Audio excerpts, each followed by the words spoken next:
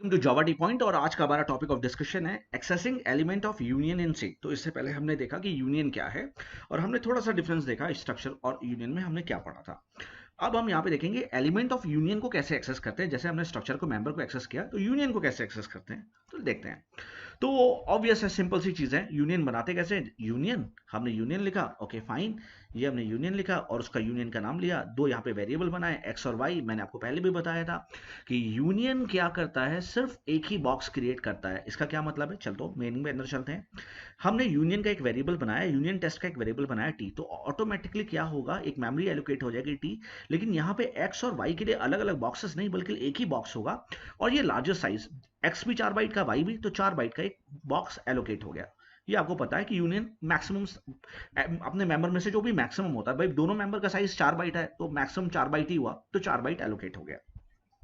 अब इन दोनों के नाम ही एक्स है और दोनों के नाम ही वाई है। दोनों इस एक ही डब्बे का नाम एक्स है, इसका नाम वाई है। अब मैंने टी के एक्स में 2 डाल दिया, तो टी के एक्स में 2 डाल दिया तो टू के एक्स में 2 आ गया, यहाँ पे 2 आ गया।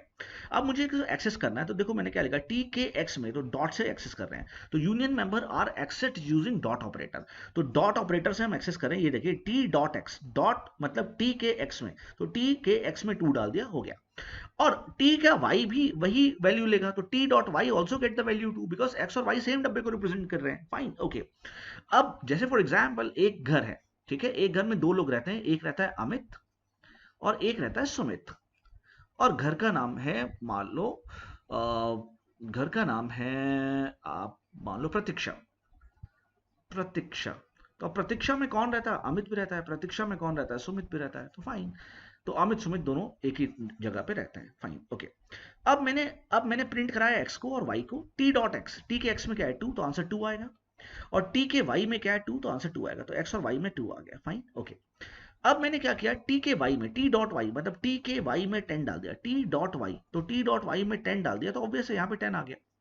तो अब ये एक्स और वाई दोनों ही इस डब्बे को क्योंकि रिप्रेजेंट कर रहे हैं, तो अब मैं अगर टी और एक्स और टी और वाई को प्रिंट कराऊंगा और इनकी वैल्यू को करूंगा तो दोनों ही 10 प्रिंट करेंगे। तो ओवरऑल मुझे आपको ये बताना था कि डॉट ऑपरेटर से हम एक्सेस करते हैं किसको? यूनियन के मेंबर्स को। Fine, okay. क्या सिर्फ डॉट ऑपरेटर से नहीं, जिस तरीके से स्ट्रक्चर में हम डॉट और एरो दोनों से करते थे, ठीक इसी तरीके से यूनियन में भी डॉट और एरो दोनों से करेंगे। तो ये देखते हैं। Like structure we can have a pointers to a union. तो जैसे स्ट्रक्चर में पॉइंटर टू अ स्ट्रक्चर होता है, वैसे यूनियन में भी पॉइंटर होता है, that is pointer to a union and can be access using arrow, और इसको एरो से कर सकते हैं। तो यहाँ पे हमने वही टेस्ट, 2 वेरिएबल बनाए एक्स और वाई, ओके। यहाँ पे हमने P1, हमने एक वेरिएबल बनाया है यूनियन टेस्ट का P1। तो मैंने आपको बताया था एक ही बॉक्स बनेगा P1 नाम का, इसको x रिप्रेजेंट करेगा, इसी को y रिप्रेजेंट करेगा। मान लो इसका एड्रेस है 100। Fine, okay.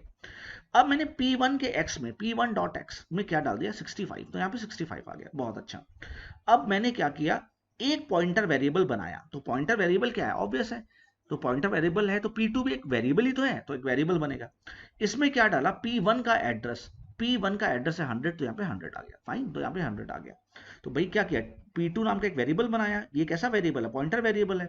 किसका वेरिएबल है? यूनियन का वेरिएबल है। इसमें क्या P1 का एड्रेस, और P1 का एड्रेस क्या है 100, तो यहाँ पे 100 डाल दिया। अब मैंने क्या किया, मैं एक्सेस करूंगा तो मैं लिखूंगा P2 एरो एक्स। तो जैसे ही मैंने एरो लगाया तो P2 एरो एक्स का मतलब P2 में क्या है 100, और 100 वाले में x में क्या पड़ा है 65, तो आंसर प्रिंट करेगा 65। तो आंसर प्रिंट करेगा 65। अब देखो, अब मैं कह रहा हूं P2 एरो y। अब देखो यहाँ पे परसेंटेज डी लगाया था, तो जब परसेंटेज डी लगाया तो इंटीजर वैल्यू प्रिंट करेगा विच इज 65। तो ये आपको 65 प्रिंट करेगा। वो मैं आपको दिखा देता हूं, एक मिनट। तो यहाँ पे ये 65 प्रिंट करेगा, ये आपको 65 प्रिंट होता हुआ दिखाई दे रहा है। अब मैंने क्या किया, P2 y, लेकिन यहाँ परसेंटेज सी था, P2 का y। अब भाई y में भी 65 पड़ा है, लेकिन ये परसेंटेज सी, और 65 किसका? आस्काई कोड होता है, ए का, कैपिटल ए का। तो आंसर क्या आएगा? ए। फाइन, तो यहाँ पे आंसर आ जाएगा ए। तो here you will get 65 and answer A. तो यहाँ पे दो आउटपुट आएंगे, 65 और ए। क्यों क्यों 65?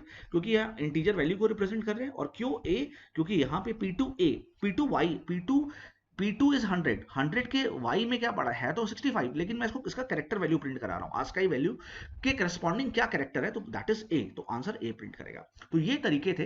तो यूनियन के वेरिएबल को किस तरीके से एक्सेस कर सकते हैं? डॉट से भी और एरो से भी। तो ये आपको समझना पड़ेगा, डॉट और एरो। फाइन, आगे बढ़ते हैं। तो एट लास्ट मैं आपसे बोलूंगा, thank you so much for watching Java T point. Please like, subscribe and share the channel. Thank you so much, thank you very much.